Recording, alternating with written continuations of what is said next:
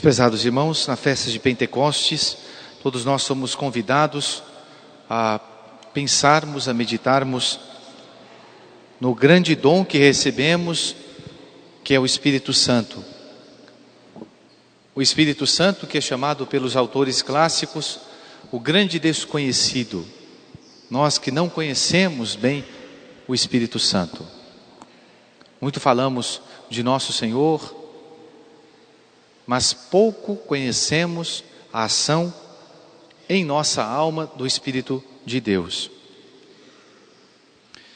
Mais do que definir o que seja a ação do Espírito Santo,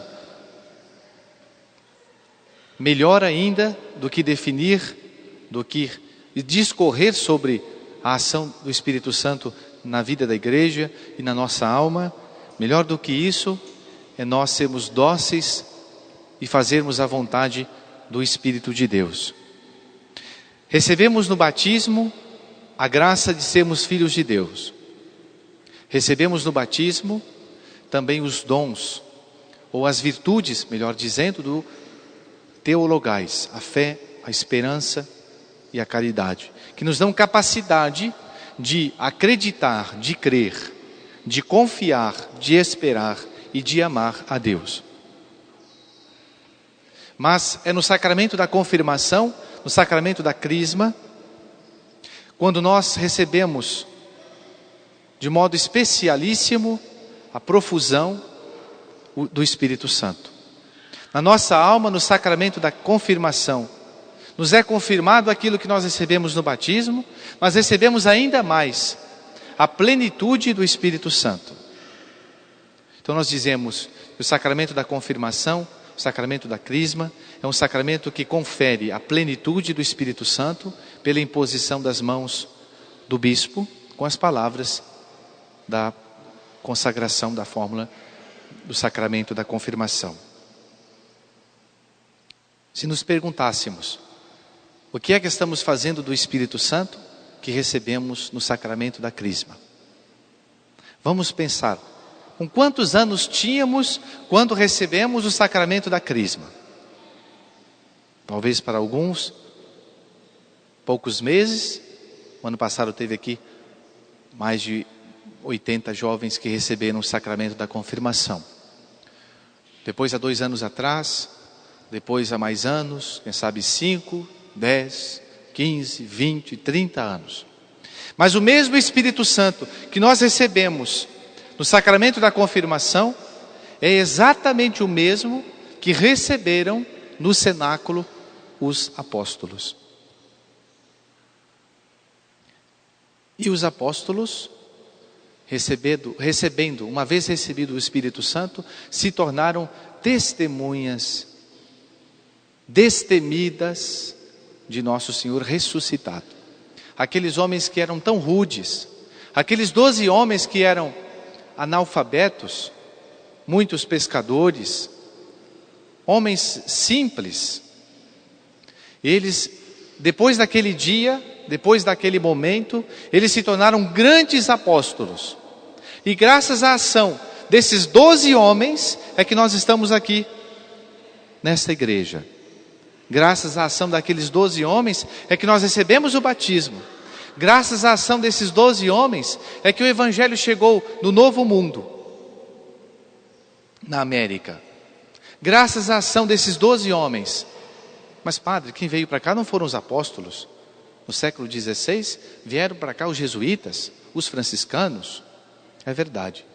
Mas a ação daqueles homens, daqueles 12 homens há 2000 anos atrás, repercutiu, e melhor, repercute ainda hoje e até o último momento no fim dos tempos. Graças ao Espírito Santo. Nós também devemos ser testemunhas do Espírito Santo, Jesus ressuscitado. Basta olharmos um pouquinho para a vida dos apóstolos antes de Pentecostes e olharmos um pouquinho para a vida deles, a ação deles, o destemor, o testemunho, a eficácia das pregações, os milagres, os prodígios que aqueles homens tão simples, acovardados, eram e se tornaram grandes. grandes apóstolos. Como é importante, portanto, nós sermos dóceis ao Espírito de Deus.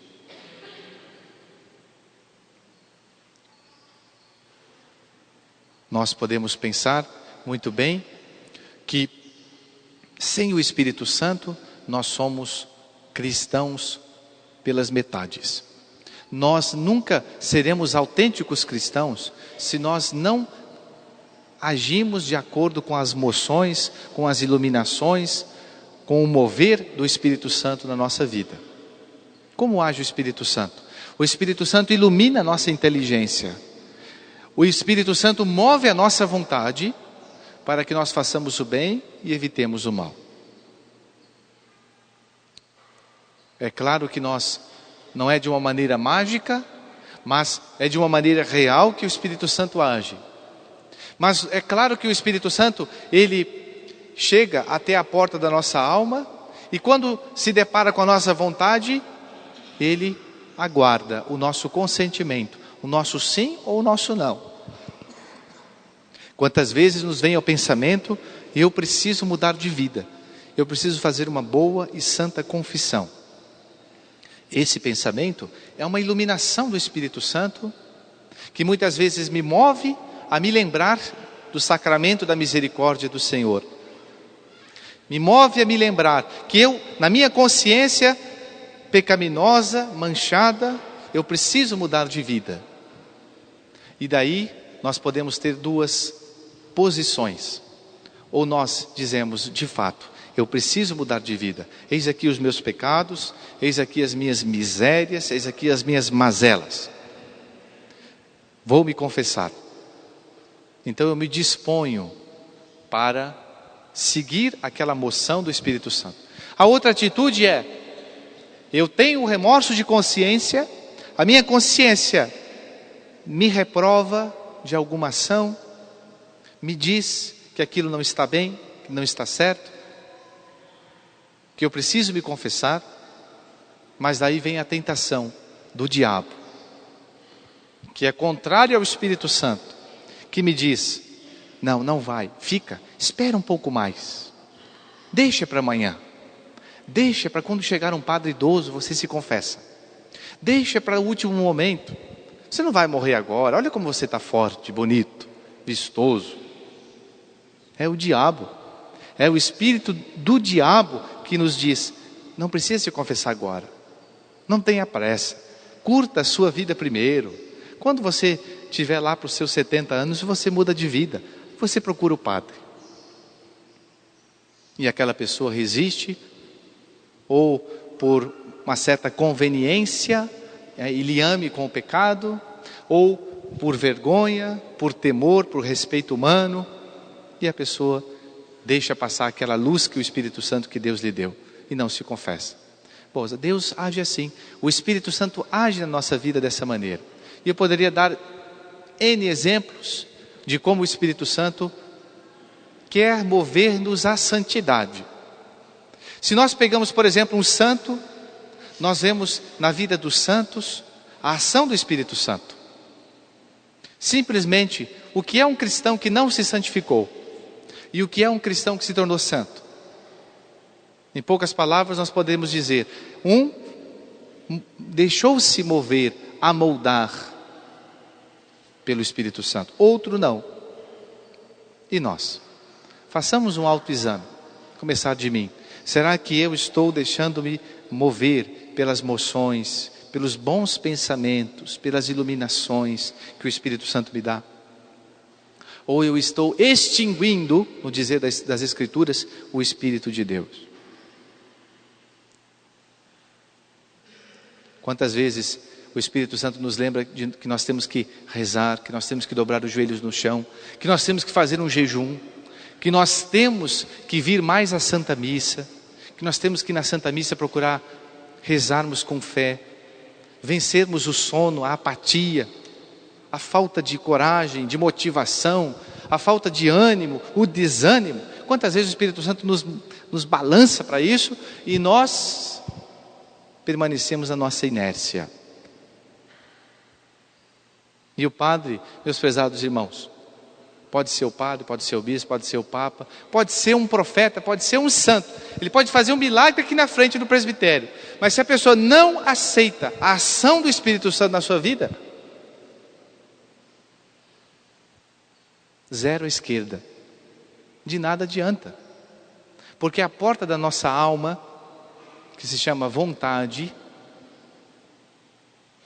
que tem a maçaneta ou a trinca chamada liberdade, só abre pelo lado de dentro. Deus não empurra. O Espírito Santo, ele não nos empurra. O Espírito Santo, ele não nos leva, não nos força a sua ação. Não é assim. Nem o Espírito Santo, nem Deus. Por quê? Porque a graça supõe a natureza. Nós precisamos voluntariamente aceitar. Voluntariamente. Vamos pegar o número 11 aí, e agora eu já termino.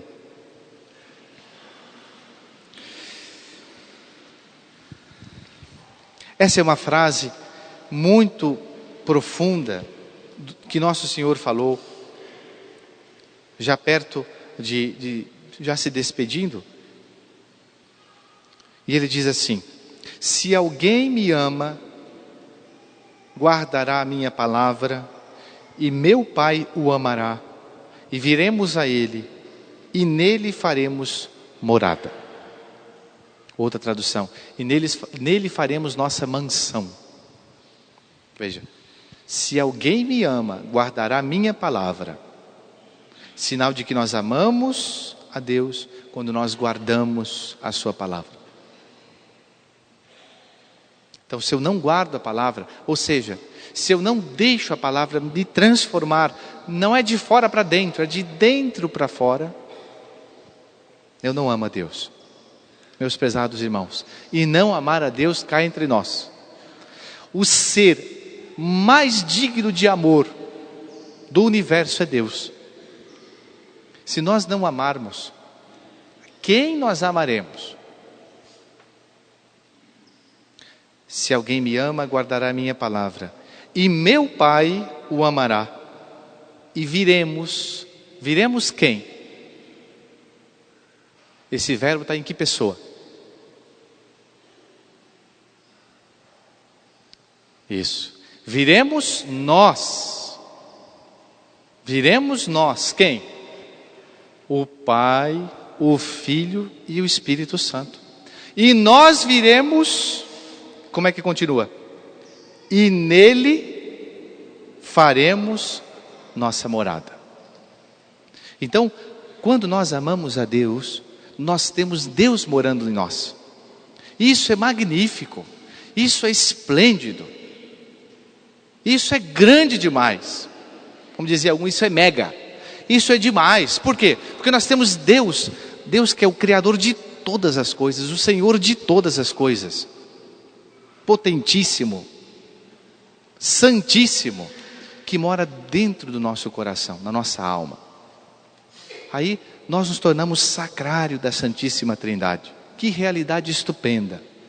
Então, quando nós amamos a Deus, gente, olha, não existe nada deste mundo que se compara a isso. Nada de tão grande, não existe. Porque é Deus imenso que cabe dentro de mim. Mas vamos agora para o lado negativo. Quando nós não amamos a Deus, nós não temos nem o Pai, nem o Filho e nem o Espírito Santo. Aí é de tremer. Aí essa realidade se torna uma escuridão terrível. As pessoas falam muito de possessão diabólica, né? Padre, você já fez algum exorcismo? Não, eu nunca fiz exorcismo. Mas quando eu estou no confessionário,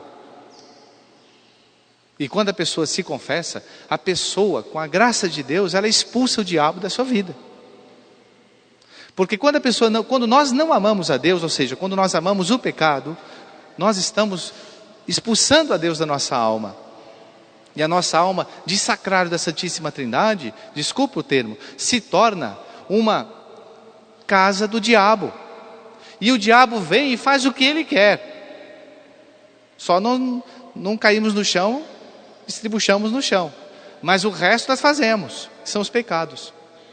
O diabo não quer a possessão. Se o diabo quisesse a possessão, um monte de gente seria possessa. O diabo quer que todo mundo pense que do jeito que está muito bom, obrigado. E que nós mesmo, e se nós vivemos no pecado, se ele conseguir que nós vivamos no pecado, quando eu digo pecado, gente, eu digo pecado mortal, é claro que nós nos tornamos escravos do diabo. É evidente que nós estamos cativos dele. Então, vamos pedir ao Espírito Santo. E é interessante, essa ação, quando na nossa alma, ou está um ou está outro. Ou está Deus ou está o diabo. De duas uma. Não existe uma pessoa que diz assim, não, eu tenho um pouquinho de Deus, eu tenho um pouquinho do capeta. Não existe isso. Ou é o capeta, ou é Deus. Ou é a Santíssima Trindade que mora em nós como num templo, e toma posse da nossa alma, e ilumina a nossa vontade, ilumina a nossa inteligência, move a nossa vontade, ou então é o capeta que nos guia. E é por isso que existem os pecados. Então, meus prezados irmãos, não vamos deixar que aquele Espírito Santo que nós recebemos na confirmação, na crisma, seja expulso da nossa alma por nós mesmos. Peçamos ao Espírito Santo nesse dia a conversão do nosso coração. Peçamos ao Espírito Santo que não nos abandone. Peçamos ao Espírito Santo que nos transforme de dentro para fora, como transformou aqueles 12 homens rudes em 12 apóstolos destemidos e corajosos. Em nome do Pai, do Filho e do Espírito Santo. Amém.